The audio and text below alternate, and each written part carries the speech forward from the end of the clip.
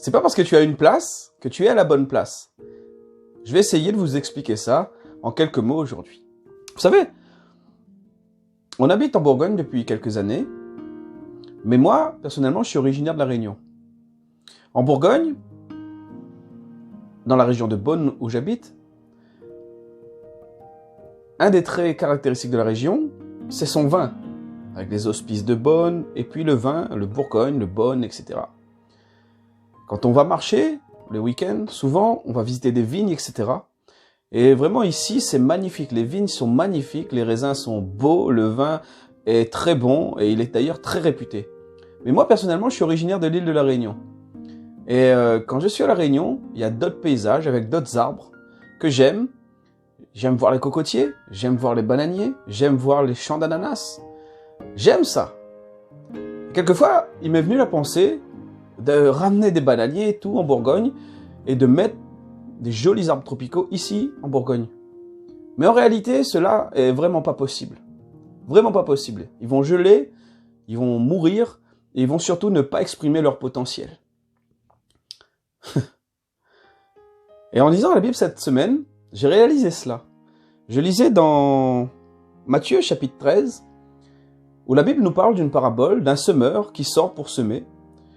Et puis il sème, et les graines, elles arrivent dans différents terrains. Elles arrivent le long du chemin, elles arrivent dans des cailloux, elles arrivent à des endroits où la plante ne va pas pousser ou être étouffée rapidement. Et puis à un moment donné, la Bible nous dit que la graine, tombe dans une bonne terre. Et dans cette bonne terre, elle va porter du fruit.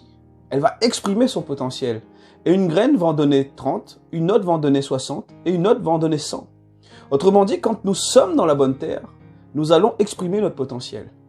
Et je faisais le parallèle avec un récit de la Genèse, le premier livre de la Bible, et ça m'a interpellé. Dès le début, dans la Genèse, on lit que Dieu a créé le monde, etc. Il sépare les eaux de la terre, il sépare la lumière des ténèbres, il crée vraiment un environnement. Et puis, au 6e jour, il crée l'homme et il place l'homme dans un jardin, dans ce jardin d'Éden que nous connaissons. Il place l'homme dans un jardin et à ce moment-là, il le bénit et il lui dit « Multiplie-toi et sois fécond ». Autrement dit, quand nous sommes dans l'environnement pour lequel nous sommes dédiés, nous allons porter du fruit, nous allons nous multiplier, nous allons être féconds. Et quelquefois, on nous pousse dans nos cultures à aller dans une direction, à faire tout comme les autres, à avoir ce système de formation qui va nous donner de comprendre les choses de telle manière, alors que peut-être nous ne sommes pas faits pour cela. Je connais des gens, des amis très proches, qui étaient des sportifs de très haut niveau. Et à l'école, le schéma ne leur convenait pas. Et du coup, c'était toujours la galère. Et aujourd'hui, quand ils sont entrés dans la vie professionnelle, ils s'éclatent et ils sont cadres dans les entreprises et cela marche très très bien. Pourquoi? Ils sont dans leur domaine de compétences. Ils sont dans le domaine de compétences.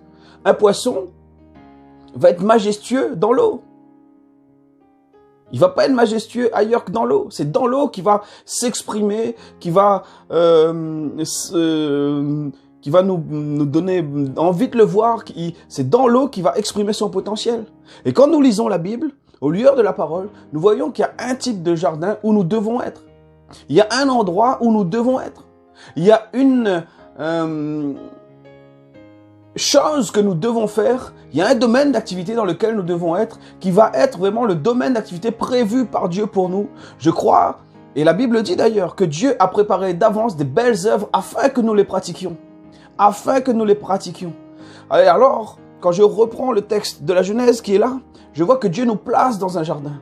Et quand on sait un peu la Bible, quand on la connaît, on sait que le jardin d'Éden, c'est vraiment le lieu de la présence de Dieu. C'est vraiment le lieu où Dieu est. Et on comprend alors que quand nous sommes dans ce lieu de sa présence, quand nous recherchons la face de Dieu, quand nous avons une communion avec lui, eh bien Dieu va nous révéler quelle est sa volonté pour nous. Et c'est là que nous allons le mieux nous exprimer. Et certaines personnes seront faites pour faire de la politique. D'autres seront faites pour être, je sais pas moi, acteur, d'autres, des orateurs. Mais en tout cas, la qualité de quelqu'un peut combler mon défaut. Et ma qualité peut combler peut-être le défaut de quelqu'un, si on peut dire un défaut, une qualité. Parce qu'en fait, ce ne sont pas des défauts, des qualités. Ce sont des talents, des compétences que Dieu nous a données dès notre naissance afin que nous puissions nous entraider les uns les autres à aller de l'avant, à avancer, à grandir, afin que son royaume avance. La volonté de Dieu, c'est que l'homme soit épanoui, rempli d'amour, qu'il n'y ait pas de peur, qu'il n'y ait pas de crainte, qu'il n'y ait pas de doute, qu'il n'y ait pas d'effet de comparaison. Il nous a créé chacun de nous unique. On est tous uniques. Dieu nous a créés avec un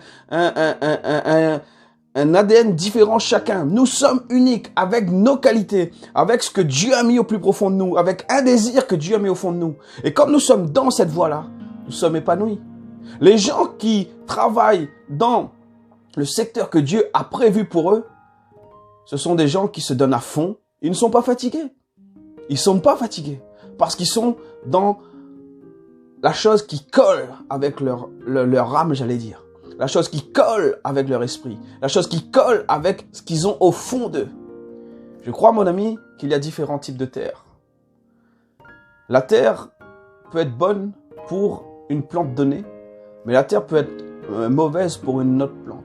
L'environnement dans lequel tu es peut être propice ou négatif au développement de ta personne, au développement de qui tu es.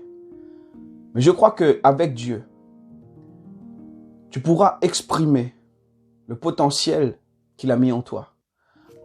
Écoute la voix de Dieu, approche-toi de lui. Il saura te guider, te conduire.